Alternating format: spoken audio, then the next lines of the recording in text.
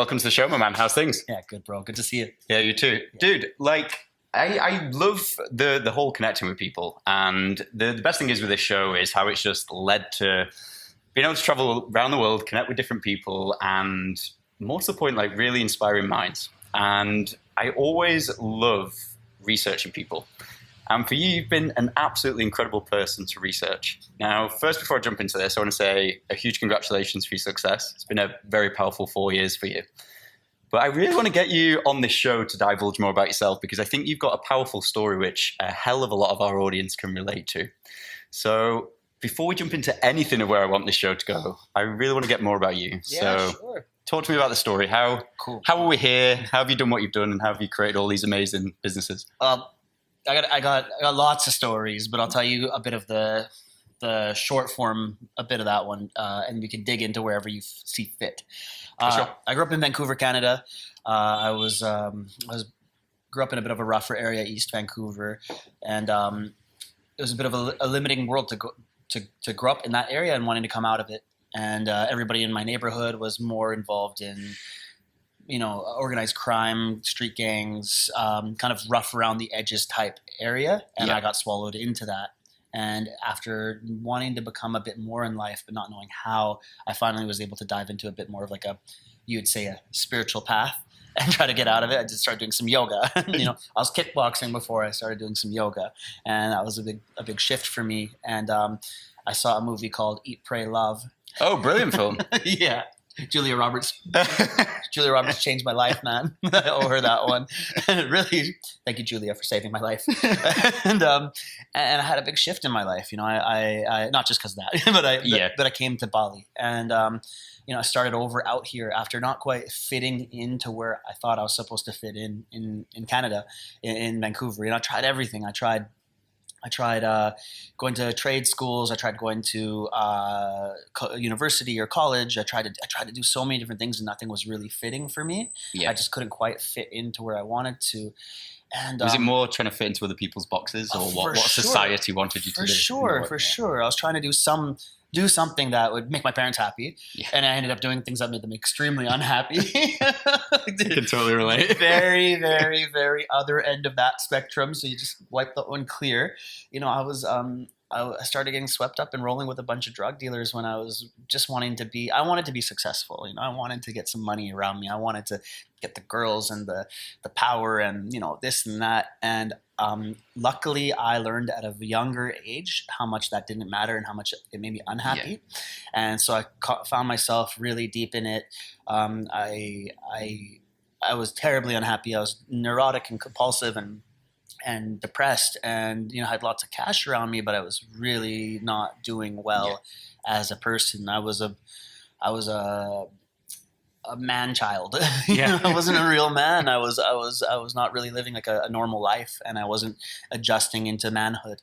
And after finding some yoga and coming to Bali and changing my world, really holding myself accountable and doing a lot of shifting, I started over here. And in 4 years, I opened up 4 businesses, launched a lot of things that I'm proud of and happy with, and done a lot of charity work out here, and really learned that you can shift in life and have some big changes, and the more you give, the more you get. I was able to fund a lot of charities and schools out here for mentally disabled Balinese children through tattoos, through the tattoo business. And now, I'm not a tattoo artist. A lot of people think I am, and I promise you don't want a tattoo from me. I have no fucking idea what I'm doing, and other than aesthetics, I can see it, but my art levels are very minimal. People are always like, I love your vibe. I love your energy. I want a tattoo from you, though. I'm like, no, you don't. No, you don't. I promise. I will fuck that up. But this one looks great on you. Yeah, but this will work. And here is Yande. He's a great tattoo artist. There you go. That way.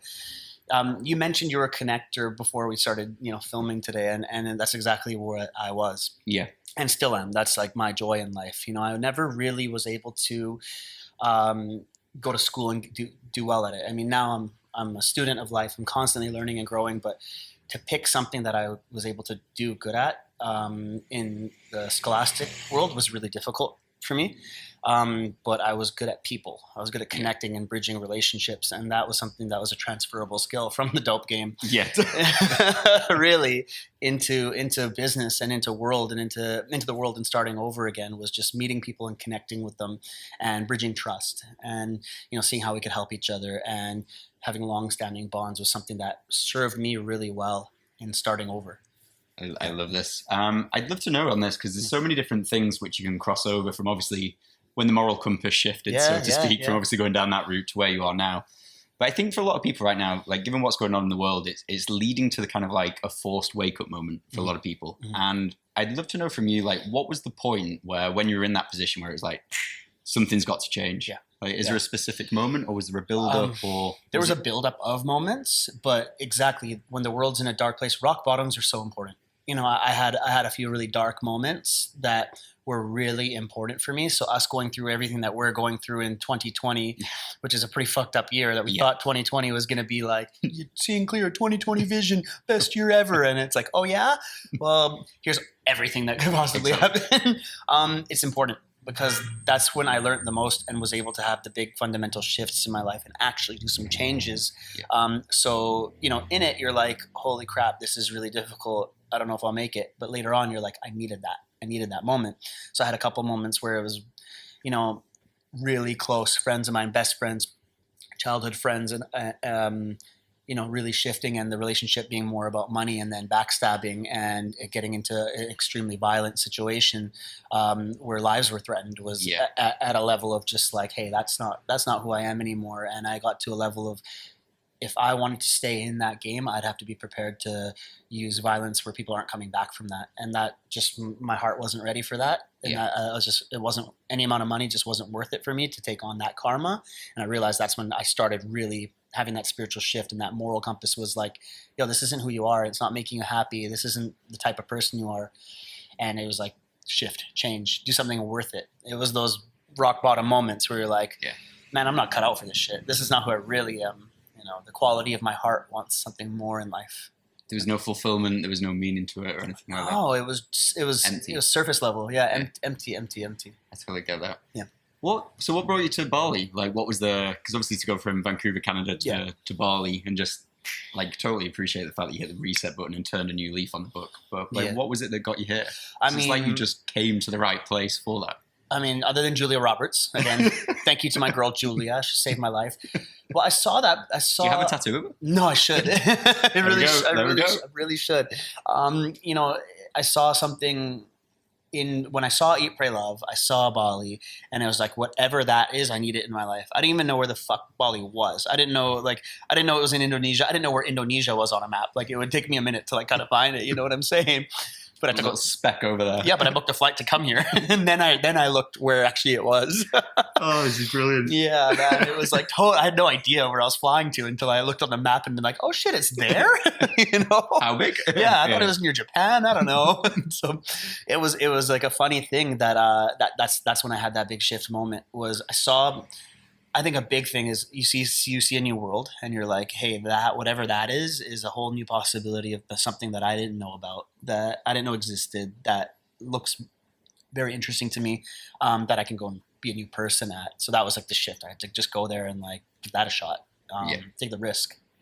The thing that I love about this story is it's like you have to let go of everything that you were to allow in like what's new, don't you? Yeah. So for you, obviously, when you got here, how did you?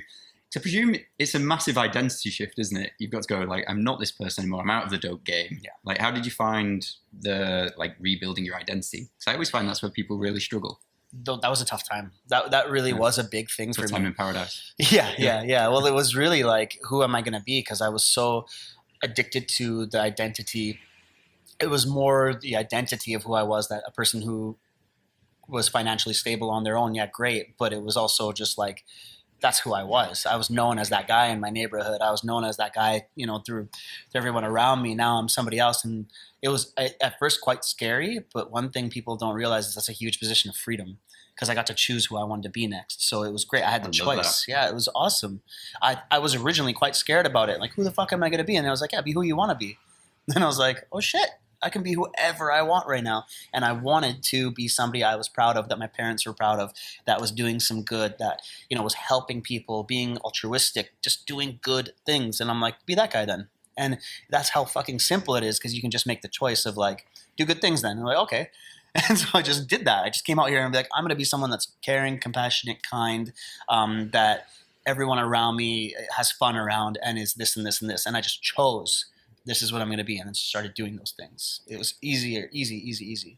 The thing I love about like your story as well is you, obviously with the game you're in, it gave you so much of like an entrepreneurial skill set as well. Do you know what I mean? Yeah. But was it more of a case of like, did you have to find yourself like letting go of, like, was there certain like traits about yourself that you noticed you built up? Because I always find as well in men, or the male population, so to speak, is it's very easy for us to kind of like put on not the facade, but we can place on things and kind of like hide who we really are.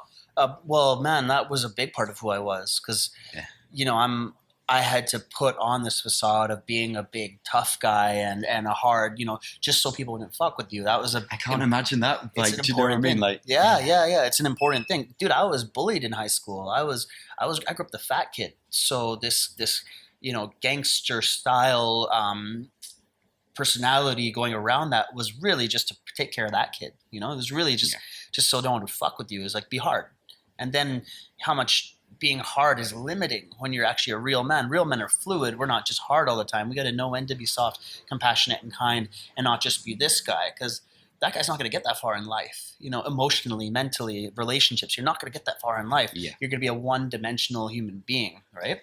So that was important to have that shift. That was the time. Come out here and let go of that, and to be somebody soft and sensitive at the right times out here, I love this story. Yeah. Like, I was in the fitness game. It was a very similar story. So obviously you go fitness modeling, it's jacking yourself up quite literally, but inside it's like, what are you actually trying to hide in there? Does that make sense? Yeah. So it's incredible. Like, where did you start? When did you start actually breaking that down? Was there certain practices or anything like habits or... the funny part, the funny part was actually, so this happened in a yoga teacher training. Bro, I showed up at this yoga teacher training, like wearing fucking Louis Vuitton shirts. And like, I was still like thinking I was this like, drug dealer thug wearing diamond earrings, going to a yoga teacher training, learning about, the 8 limbs of yoga. And then it would be like lunchtime and I'm like trying to be a boss at the lunch table, buying everyone quinoa and green juice. And like, don't worry, I got this green juice. Wheatgrass shots for everybody. Bring around. And it was just so funny to be like that guy, still thinking. Chakras and Rolexes. Yeah, exactly. Thinking I could be that guy at this situation. And I realized that rigidity of the personality is not a transferable skill. You need to be fluid. You need to be able to hang with everybody. And so to be a more sensitive character and to be able to actually like, okay, in this situation, don't be hard. Yeah, be open and fluid. The thing is as well with like Bali, it's an environment where you could rock up with like and no one would know. No one would. It just shows, doesn't it? It's not a materialistic consumer place. Like people just see you. Yeah. And they don't really. It's a very odd vibe. So I can imagine. Here, I realized at the start, and what got me a bit further out here was it's not what you have, it's what you can give. Oh, so that was big. That was a big thing that I learned out here, because this island is powerful, bro. There's a karmic energy around the island. This is like a very spiritual place. As you've seen, there's a lot of devotion and prayer every day with the Balinese Hindu ceremonies and the traditions. They're just in prayer, like constantly out here. And so the energy's thick. I know this might sound a little hocus pocus, hippy dippy, but man, I really felt it out here that this is a spiritual place. And you come out here with, especially in Ubud. Yeah, Ubud is like the heart of Bali, of the spiritual cultural capital of Bali. And if you come here and you come correct and you align yourself with a bit more of a spiritual ideology, or just do good shit, just be part of karma. That's like the basic terms of that. Just do good things. This island is going to take care of you. Yeah. And so when I came out here and I was just trying to be a bit more giving and generous, it really responded back towards me, and I opened up 4 businesses in 4 years out here. It just worked. Yeah. So obviously, when coming out here, you did the whole shift, setting out on the business train again. Yeah. What kind of got you into this route? Did you kind of find the things that you wanted to do? Did you always know you wanted to have like these sorts of shops? No. Like, what got you down this route? No.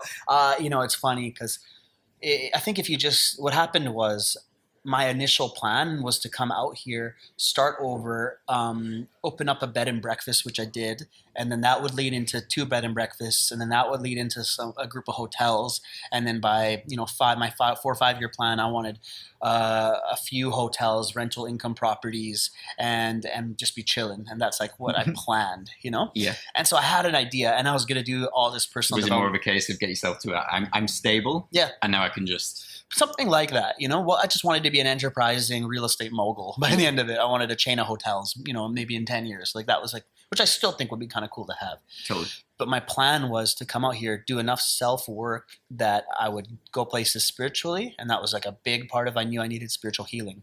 I knew that I got into the drug game, and that was important for me because I was spiritually poor. And I felt that when I was financially rich, in a hood rich terms, I wasn't that ballin', bro. I didn't make that much money, but I just mean, for a 23-year-old in East Vancouver, I was killing it, Yeah. But on the big scale of things, I was a puppy. And so the coming out here, it's like, I wanted to do that. And I was going to do all the self work and spiritual work, on the way. The thing that people forget is, you have a plan. It's not going to go that way. Yeah. So, and you learn and you grow, you change as a human being, your ambitions change, your ideas of success change, and you meet people that change you and that you go on journeys with them. So Exactly. as long as you're moving forward, you're going to meet people that keep you moving forward. You might take a different route though. Yeah. So when I came out here, I had the bed and breakfast, and I realized I didn't really give too much fucks about beds or breakfasts. It was like, this is bullshit. People suck. I'm just kidding. Just kidding. I just can't see you in that game though. Like from who I know, I just can't imagine. Hey, I was an Airbnb superhost. Okay. Yeah. We did good, but my heart wasn't in it. And Yeah. so it was a successful business, but my heart wasn't in it. What was fun was I got tattooed by a bunch of the local tattoo boys out here. We became like family. They were my first friends out here, were the Balinese dudes that were doing tattoos. They took me to their home villages. I went to their home ceremonies. We became tight. And I was just like, these were my first friends, not a bunch of hippies in Ubud, which then became my second group of friends. The first ones were the local Balinese tattoo boys. And they taught me Indonesian. I got in close. I wouldn't be here without those boys. And we started tattooing out of the bed and breakfast. So I had this bed and breakfast. And so I started going in the community and meeting all the expats, and they'd come do tattoo parties in my dining room at the bed and breakfast. And that was the funnest part. Yeah. Because people would then later be like, yo, I got this tattoo at Aren's Villa. And then they'd bring more friends, and it just grew from that it was just kind of the legend of the Airbnb tattoo shop. So then the lease was ending on that shop, on the villa, and I needed to figure out what to do next. And so I saved enough money from making on that one to I can do another project. Yeah. I went to India to figure it out. That's the thing that's important with a lot of people is like, if you're not sure what to do, take a little break from the world, go meditate. I went to a few meditation retreats in the Himalayas and get some clarity. And the idea came through, and it was just like, yo, you need to do something that's going to support the island. So you need the next business you do can't just be for you. You need to put some heart into it and make sure that there's some altruistic connections. Because if you're going to really live here, you need to give here. That sounded fucking cheesy, but you know what I'm saying? No, it's true. But you need to do it. You need to make sure that there's something because if this is where you're going to be situating yourself, you need to have some sort of give back. So I thought tattoo shop, fund a school for mentally disabled Balinese children, and that right there was just an idea that came through while meditating. I'm like, that'll work.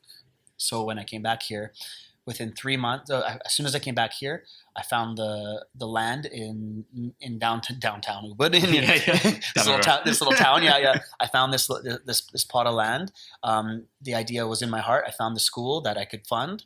The owner of that land happened to be the head of the Ubud business, of Ubud business in the Banjar. Oh. So it's just a connect right there. He's just like got me up and legal and everything going really quickly.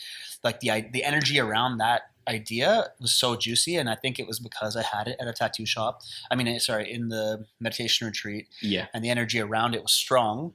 And then within 3 months after that, I was the busiest shop in Ubud. And 3 months after that, I paid up the full investment for the 3 years lease up front was paid, and now it's cash flow positive. And it was just like that shop was the busiest shop in Ubud so quickly because it had heart, had good artists. Came from a good place. But it came from a good place, and people were just down with it. So that was super successful. It was too busy. The little shop, I needed to build something else. So 6 months later, started construction on Karma House, which is where we are today. Big tattoo shop, cafe, yoga studio It's upstairs. insane. Yeah, Absolutely insane. The thing that I love about this story, though, is how, like, we always think we should be adding things in. For you, you kind of like had to get out of the environment, shake the snow globe up a little bit, yeah, find out what you wanted to do, find out who you are. But then you kind of brought it, it literally is those two things. I think, like, genuinely, the biggest thing I found with this show is if I look at people's success and if I find out what are the core things and you screen them, it's connection, who's around you, your environment, but also, like, how are you giving? Like, the world's done with manipulation now, it's done from inspiration. You're actually going out there giving from a place of love. And I mean, it speaks to a lot of people's needs there, is because people want to connect, but also people want to do some good, but a lot of them don't really know how. And I'd rather support a business that I know is doing good than isn't. So I'd rather go to the mom and pop coffee shop that is employing disabled people or whatever than Starbucks. We're just kind of over it now. We're over the big corporations, and we want to help. We want to help people, and that's how I think, felt. Especially now as well, seeing them. Where are they? Exactly.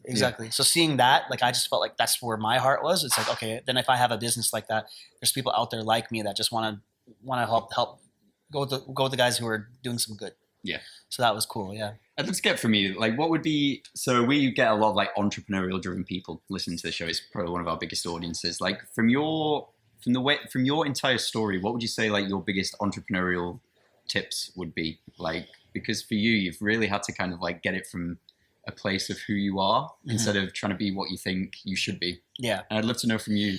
I mean, my entrepreneurial tips would be, the more you do, the greatest investment you can make is in yourself. So it's like to continuously be doing the self work and up leveling ourselves. The business world around us will react. Yeah. And that's important. So it's just like, continue investing in yourself, make yourself a better human being, and you'll be a better boss.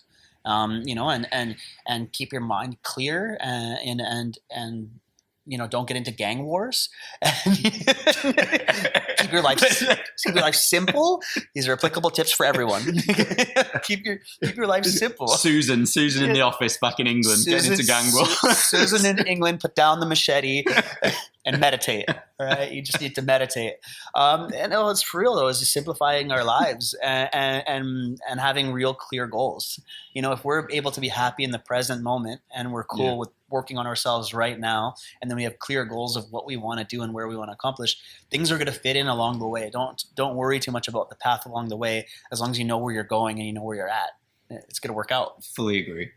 I live with this because a lot of the time we think we have to put more in the box. And the majority is we need to declutter what's already in the box and start taking out. Yeah. And the other thing that I love about this is obviously with the other business that you've got, which is the Yogi Lab, which is all about that. Yeah. Really coming home, starting to take those things out of the box that aren't working for you and all that sort of stuff.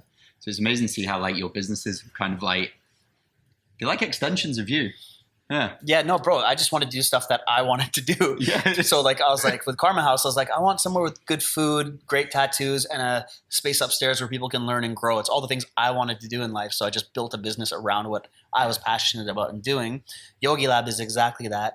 My business partner, David, who actually taught me the importance of decluttering my life and simplifying my life, he made me a more powerful and effective human being just by giving me these tips. And so it's great to have people around you that you can really learn from, that hold you accountable. That is gold. It's worth its weight in gold. If you find a David in your life, everyone, keep Dave close. keep one of those close. Everyone needs a Dave. Everyone needs a Dave in their life, because he changed my life just by giving me some tweaks. I think no one's actually ever spoke about this. Like, having a Dave in your life, this will become the new topic. Yes. But, like, Dave is a supportive character. How would you sum it up? Like, what is Dave to you? Dave's my best friend, my mentor, my big bro, my business partner on 3 projects now. But most of all, he's somebody who holds me accountable and tells me when I'm being a fucking idiot to smarten up. And not a lot of people do that. A lot of people just, tell you what you want to hear. Tell you what you want to hear. And not only does he just tell me, if I need to smarten up, but he gives me practical advice that I can use. And he cares enough to tell me that. So if people are actually telling you what you like, telling you what's up, telling you need to smarten up, they care. Keep them close. Those are important people to have in your life. But if you got a bunch of yes men around you, or people that are just too self-absorbed in their own bullshit to actually give you some real talks, That's junk food. That's a junk food of people. Whereas you got somebody like that, that's a superfood. So me and Dave are like, thick as thieves together. And, he's the one who had the idea for Yogi Lab in a meditation. Again, he's a meditation teacher about 7 years ago. And when he asked me to be a partner in it, to come on and let's build this company, I had just finished building Karma House. And I was burnt out. Building this business was a huge headache because if you want to build anything in Indonesia.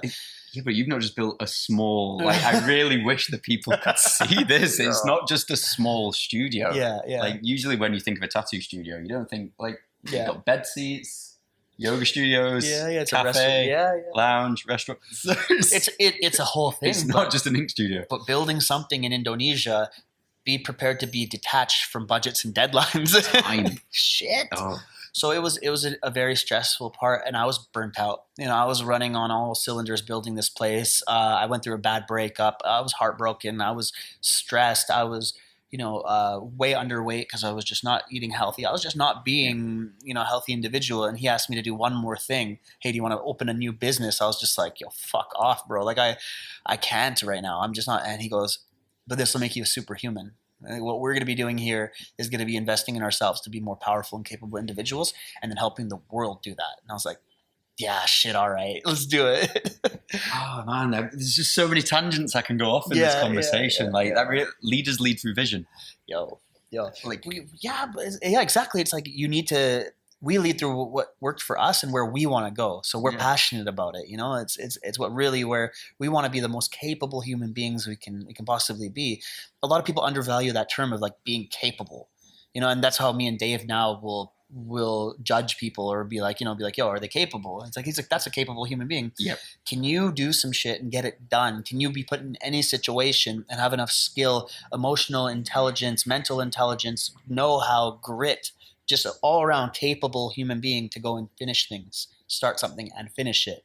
And that's something that's undervalued today. Not a lot of people think about that, I was a bit off topic. So the other night I was at a networking event over here in Canggu, and we were sat with one of Bill Gates' original employees. So this guy's basically effectively built the internet. Wow. And I was speaking to him, and he's like for example, he interviews people based off that premise. So there's 3 parts to the interview where he gives you the power. Record me a 1-minute video, send it to me. And basically all of these things, he's testing people's capability. Yeah. And he was just like, it's amazing. We can put out a job for people for 500,000 for a year or something ridiculous. And then when it comes down to just doing the capability factor, can you send me a 1-minute video? And people aren't capable of doing it. Yeah. Can you book into my diary for your interview? People won't even do that. Yeah. It blows me away.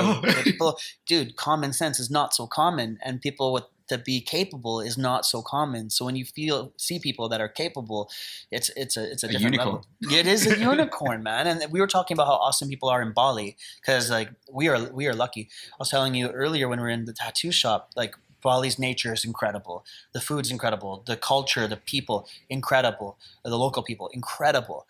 But I'd say the best thing about living in Bali was the people that I've met, the expat community, because they left where they came from and they moved out here to make something work, and that's being a capable human being. It's the signs of a capable human being. Yeah. Don't get me wrong, there's a lot of idiots on the island, but I'm just kidding. Great people. But it shows that you're capable because you can start over and start something new. So that was a beautiful thing.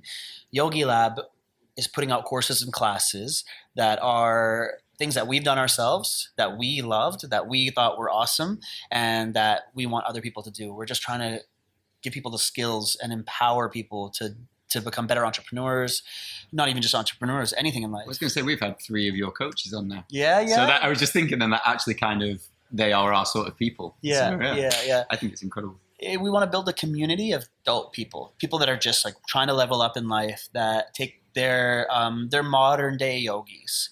A lot of people think Yogi Lab, we're just doing a bunch of asana, we're just, doing bendy stretches and taking photos of it. That's not what we're about. Yoga is union with your higher self. We are committed to becoming more capable, more dialed in spiritual human beings. So that's a big part of of what we're doing. I love this because with you weren't at one point, you were very detached. Yeah. And you were just kind of navigating, fitting into the boxes, subconscious way of going around things, weren't you? So what's been the biggest thing that kind of got you? Because I really feel like this interview going out at this time, there's a lot of people having that. Come on in, don't worry about it. Just go upstairs. We're filming a podcast. There's a lot, there's a lot of people at the minute who are kind of like, what is that? Like, what do I need to connect to? There's a lot of people wandering around lost right now. So what were the things that really brought it home for you? Like, what are the biggest things that kind of made you go, do you know what? This is my purpose. This is who I am. This is what I'm letting go of. Yeah. What were the biggest things that got you there?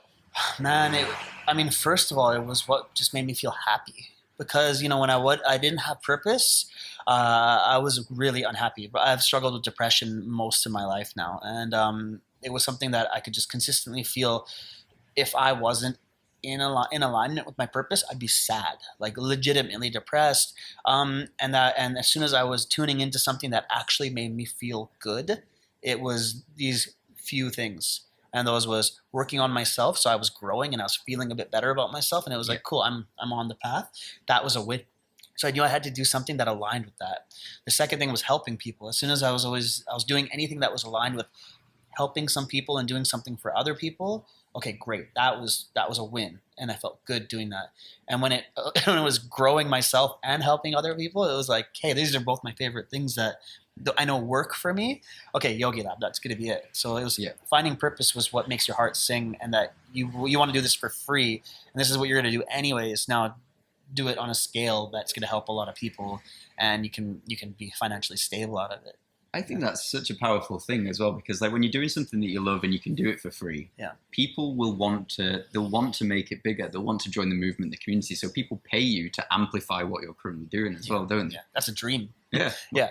As built. As built. Yeah, man. We did this course, so we were geeking out on. We're always trying new things for Yogi Lab. We're doing challenges. We're doing all these things, and it's great because we got a little squad. Our group. You've met a few of our guys, and it's such good people. It's fun. Such good people. Yeah. I always needed that community around me, and that's why like the street gangs when I was 18 were appealing to me, because it's like, oh, there's a group of guys and there's some sort of power around that. I quickly realized that wasn't it. But when I got into a martial arts gym and I learned the power of community, learning something amazing, developing ourselves and connecting, it was like tick, tick, tick. These things make me happy in life. Great. And then when I came out here, I was like, I kind of need that again. And we got the Yogi Lab crew, and we got our boys and girls, and we're just learning amazing things together and doing it as a group. So we did this Marcel Hoff breathwork event, and it was like a Marcel Hoff is Wim's brother. Wim's brother, yeah, exactly. And he came out, and we did a 30-day course and class with him.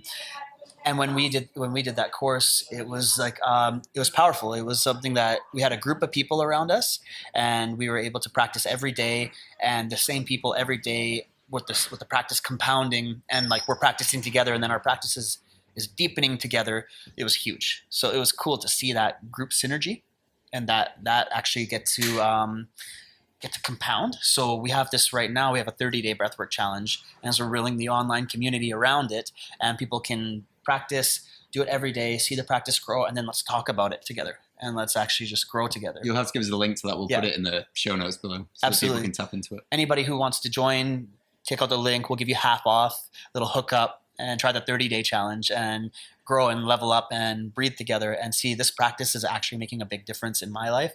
I do it before I meditate now, and I'm just going way deeper.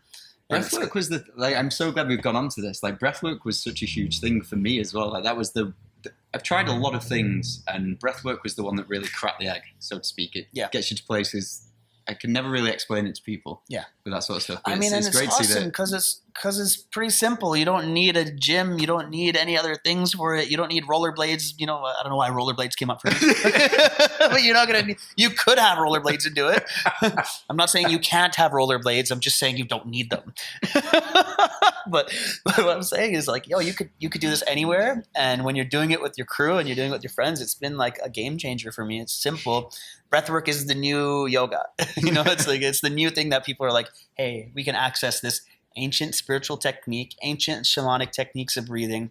Let's do it today, and seeing how it's actually making us more effective and capable human beings today, more happy and just more powerful and vibrant. And I'm noticing a difference in my everyday life. And bro, I think right now, with all that's happening in the world and how 2020 is, we need every tool we can get. Exactly. every tool, anything that's helping us, like bring it in, give it to me. Let's do it, because that's what we need right now. It looks like every time I pick up my phone and I look at all this crazy, terrible things that are happening this year, heavy stuff. There's not enough of us bringing lightness in, and we need that. Yeah, we need that. It's an odd period. It's a very odd period. I really do feel that like this is really. I've been saying it's a big period of exposure. People are starting to see that the system they're in isn't necessarily working. The businesses or the career paths that they've gone aren't necessarily right. They've got time to think. They can go, I kind of feel like this. Yeah. And do you know what? I'm kind of relieved that I'm not at work. So I really feel like people are really starting to be forced to look inwards now. Yeah. And I really think like the work you're doing, we're doing, is if you can give people those tools, it is life-changing work. Yeah. It's super important. I just want to keep on doing this stuff, because it is life-changing, and it is the times that we need to be putting in that effort and changing our lives. And you've seen that. You might have heard that a lot of people are having those big shifts now that they were like in the Corona lockdown time. A lot of divorces happening, a lot of like heavy, big shifts and changes. And like we mentioned earlier, the rock bottom moments are important. And 2020 might have been maybe not a rock bottom moment, but a bit of a low point for a lot of people. And a lot of people are going through it. And I just think a lot of people can benefit from knowing that that's the springboard of something new, and that being in a low point is a good thing. You just use it, and use that as a point to build off of. So it can look heavy right now. It can look sad. You can think that this is the worst timing of your life. A lot of people might be even contemplating ending it. Don't. Remember that you'll look back on this at your success story and know that this was what made you. So use it as what made you, and what made you that big success, what made you that turning point. This is the moment, and that you can choose for it to be that way. So use it as power. Exactly. Yeah. Exactly. I always look at this like I was an engineer. I ended up doing a year in engineering, really random. But they always say like in the construction world is they always hunt for rock because it's the best foundation. Okay. And I love that because it kind of crosses over so well. Is like rock bottom will teach you things that no like mountaintop can ever teach you. It gives you the foundations, gives you the tools that you need to go on with the next path, so to speak. Yeah. Exactly. Yeah, man. So if people just have that outlook, we're going to be able to have a great shift after this. We needed to hear all this stuff this year. We needed this. We needed this hard year for everybody to grow out of it. I mean, I own the brick and mortar businesses out here. Bali is an island that is really centered around tourism. It's crushed our businesses. A lot of people are closing up. A lot of my staff, we're just trying to keep the lights on right now and keep people fed. It's not a time to make money. It's not a time to do well financially. So we got to pivot. And we got to either develop ourselves spiritually, and that's a time to dive inward and level up and grow, which, that's the rightful time to do it, and it's time to find new ways. So it was like, okay, switch, find new ways. This is awesome. But I think with what you're speaking about, it's like the whole change of perception, like the way that you perceive in this situation. Is it actually a problem, or like if you get into the mindset that the world is going to reopen, everything's going to be okay in a couple of months. It might be a little bit different, some new terrain to navigate around, but it's going to be fine. So you can appreciate this moment now, be momentary, focus on yourself, and grow. Like you can really use it. Yeah, exactly. I love that. So I'd love to know what's next for you. Like, what's the next? You're a man of many talents, built many great things, building continually and creating great things. Yeah. What's next? I mean, I'd say what I'm really excited about is where Yogi Lab is going, and I'm as equally excited. I'm not even, I love it. Honestly, the brick and mortar businesses were really fun, and I love building community around those. But knowing what we're gonna do with Yogi Lab makes me super excited.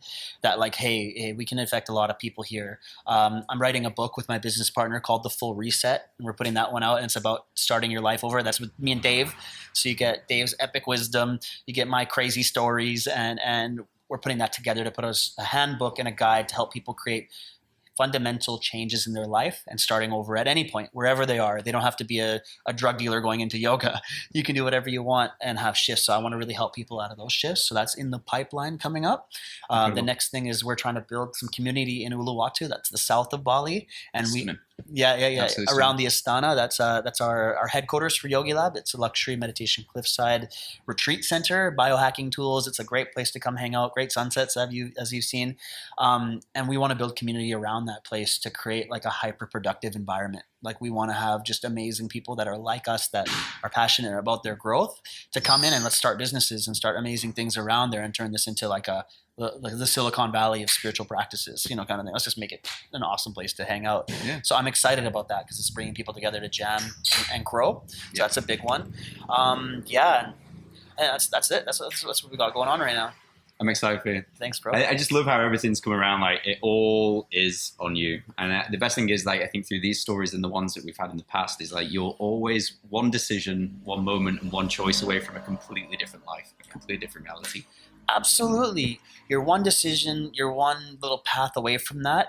And don't ever forget the power of connection. As we loop that back, is like we're connectors, and just how much one connection can change your life. I met Dave in a hot tub on my birthday. Yo, like, more context. Right? I know. Roller skates? I saw that no roller skates were involved. He was shirtless. Like, he was sitting across the fire, meditating, looking like a fucking statue. He was just like, ding. And he's like, the Yogi Lab logo is Dave, and he looked like that. Like warrior. Right, yeah. In meditation position, he looked like that when I first met him, and we just looked at each other. And when you meet somebody, and you're like, yeah, we're gonna be friends. Just there, no words were said. We're just like acknowledgement. Yeah, there's something there between us. Don't ever underestimate the power of like clicking with someone, and that's like one thing that could just change your life. And you're like, hey, let's do some shit together. The other thing around that, just to add to that, is meeting someone is important and having that shift, but actually being a good friend is important. And really putting what it takes to become a better friend to people is undervalued these days, and how much that means of like holding people accountable, staying close to them with that accountability, so you're not just placing blame, and really putting time and effort and energy to be a good friend. And that means more than what we know these days, because we're in the days of having thousands of online friends, tons of followers, tons of surface level friends, but most people only have a small handful, a few really close friends that you're there for day in and day out. And those are the ones that, because you're growing together. And that was something that I just wanted to honor and acknowledge for everyone, is to be a good friend and grow with your friends. Yeah. And if your friends aren't helping you grow and you're feeling stagnant in those relationships, get better friends. Totally. I feel like these days, a lot of the things like in big speaking gigs and when we spoke, people are great at growing wide social circles. Yeah. But when it comes to depth, it's like we can get the initial first base, but then when we're trying to grow it deeper, it's not. And it could be something as easy, like literally, you could go through your WhatsApp thing now and just scroll, bang. Hey, just wanted to put your message, see if everything's okay with what's going on. Been thinking about you. And just literally little things can just grow. Yeah. You know what I mean? And people will be more inclined to do more for you as well. Yeah, it's super important.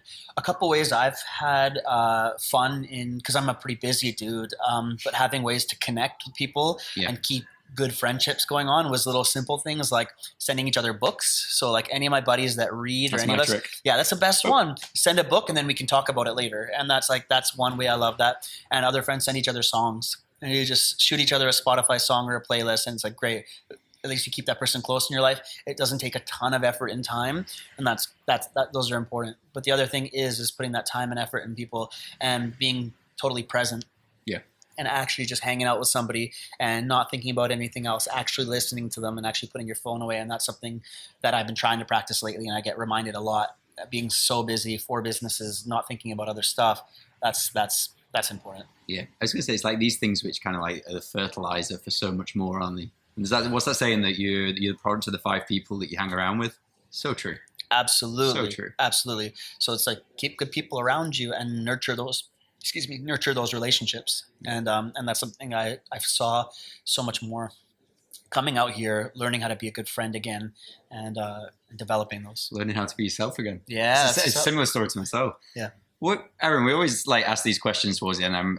I've not asked them for a while on the shows because it's never really led to that, because we've had quite a business orientated show for the past month. But I'd love to know for you, like, if you could picture going back in time and you could see a younger version of yourself, like if there's a moment in time which really clicks out to you and you can walk over to him and just either bend down on a knee or whatnot, grab him by the hands and look him in the eye and give him one piece of life advice from you as today, what would you say to him? Oh man. I mean, it's a kind of a funny question because like, if it really was, I'd want to go to like say 12-year-old me, and I'd want to tell 12-year-old me to like learn to pay attention better and like harness your awareness and meditate. And I'm sure 12-year-old me would be like, fuck you. I was a badass little 12-year-old. Do you want some dope? Yeah. Yeah. Trying to buy some weed. Yeah. No, I would want to actually be able to develop myself as a more spiritually centered human being younger. Yeah. I wish that I had more, and I know I had to go through my journey to get to where I'm at now to appreciate where I'm at now in my practice and, you know, what it means to be a well-rounded spiritual human being. But I don't think that was taught enough where I grew up. It was more taught about living life like a rap music video. Yeah. Whereas I wish I knew at that age that there was a whole nother side to life and that spirituality was a thing and that what it meant to connect to my spirit, because it's helped me out of so many things and I didn't know it. And it's a guiding light in my life just to be a more tapped in conscious human being. And I wish I knew that was a thing at 12, because then who knows where it would have led me now. I probably could fly. Yeah. Superpowers. On roller skates. You know, on roller skates. But like I probably could have done so much more. So I would have told myself to inquire more. Yeah. Inquire spiritually.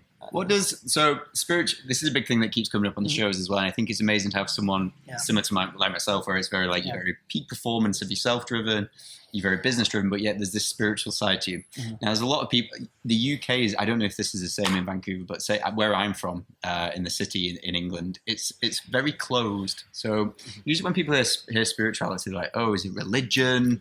Is it God? Like, what is it? And I'd love to know from you, I'd love to know what is spirituality to you? Yeah. Yeah, absolutely. And that's the big thing I was gonna say right after that. It's not religion to me. Mm-hmm. You know, it's not an organized religion, but a lot of religions, the good religions, the parts of them are telling you how to be a better human being. And that's great. Spirituality is a guiding light and a principle for you to live a more prosperous, altruistic, and connected life. But the biggest thing is that spirituality is helping me become more connected to me. And that's something that I really needed in my life, because we live in a world where disconnection is only growing. We think instant messaging is making us more connected, but it's not. You know, we think, you know, Instagram is letting us see more people, but we're seeing less of ourselves. And that was something that was so important to become more connected. And that's what spirituality does for me, is just become more connected to myself, meditate, sit with myself, and see what's really alive inside of me. There's a book, I don't know if you've read it, I've been trying to get him on the show actually, Neil Donald Walsh, Conversations with God. I've heard of it. Incredible book. I will send it to you. Cool. But the whole principle, that was the first, I was such a closed-minded dude back in those days of the fitness guy. And that one book really cracked me. It was like, you are the God, you have to take control of your own life. Like where you want to go, it's all on you. And I think that's the biggest thing with spirituality, is a lot of people get the wires crossed with it, but it's actually just trying to bring you home. Yeah. That's it. Yeah, it's trying to bring you home, but and it's also empowering you to actually take the drive home, to actually do things. It's spirituality should be able to motivate us and move us through life with a bit more light around us, a bit more happy, a bit more connected, and it is power. It doesn't have to be all fluffy, you know, sitting on a lotus flower, which are great things. But if you think of your story, it was you followed the things that made you happy, excited, fulfilled, and joyful, and you use those as your guiding star to bring you back. Yeah, exactly. The other thing is actually, I'd say, connecting more to my spirit sharpened my intuition, and that's one thing that we don't give enough credit for, is intuition. And the more we're connected to ourselves, the more we find answers from within. As cliche as that sounds, it's gotten me out of situations where I probably should have died, or I probably would have been, you know, caught doing not very legal things. You know, stuff like that. Is intuition is important. That's a spiritual superpower. It's not just a hunch. You're connected to the universe around you. You're able to feel and read energy on subtle levels, and you're able to then make choices based off of what you're perceiving that isn't right in front of you and seen. Yeah. Intuition is a superpower. I think, but do you listen? That's everyone's there. If I think all the major fuck ups in my life, it's when it was screaming at me. And I always say you've got two. It's either going to shout at you or it's going to punch you. Yeah. You either shout, listen, and adapt, or it ruins your world and rips the carpet on you, and then you listen. Exactly. So I had enough of those. And then I started my intuition was saying, hey, buddy, you need to sober up. You need to meditate. You need to dive into things that are ancient and real and that are make you more connected to yourself. And I listened to my intuition, and it was like, you need to come to Bali, you need to leave Vancouver. I listened to my intuition, and things just blew up around me, and my world is incredible because of that. So I'm going to keep listening to my intuition. Aaron, I think you're incredible, mate. The story is phenomenal. Final question that we'll round up on is, for you, what does it mean to be able to lead a nourished life? Oh, man, that's a good question, because I really totally believe leading a nourished life means self-love. And that means really investing in self-love. And that means following your intuition. That means nurturing yourself in ways that aren't just food, but, in rest, in knowledge coming in good people around you, which is super important, is nurturing that connection, fostering connection around you, building and growing. So you're nurturing your ambition, because nobody really thinks of it that way, but make sure you're nurturing your ambition. You have purpose in your life, and you're following that purpose. So it's a well-rounded thing. It isn't just eating salads, which are great. You should be eating salads, everyone. but it's no gang wars. No gang wars. No gang wars. Put the machetes down. Eat salads. Maybe roller skate from time to time. And breathe. And breathe. Do breath work. This is the nomad's guide to the universe, right now. Exactly. But learn, grow, connect, and love. Yep. And those are the staples of actually leading a nourished life to me. I love that. Aaron, look, I'm so happy that we got connected. I'm grateful that AJ put us in contact. It's been incredible to have you on. From doing my research on you, I knew this was going to be a phenomenal interview, getting the story out of you. But dude, it's incredible. Absolute kudos from where you started to what you've come, what you've built, what you've created, but more to the point where the visionary's going with it. That excites me. Yeah. So look, thank you. I just want to acknowledge you. It's amazing to have you on. Thank you, bro. I really appreciate it. And I hope people listening to this today put down the machetes and get some rollerblades and eat salads, but also are inspired and do some good shit. Amazing. Yeah. Aaron, thank you. Thank you, bro.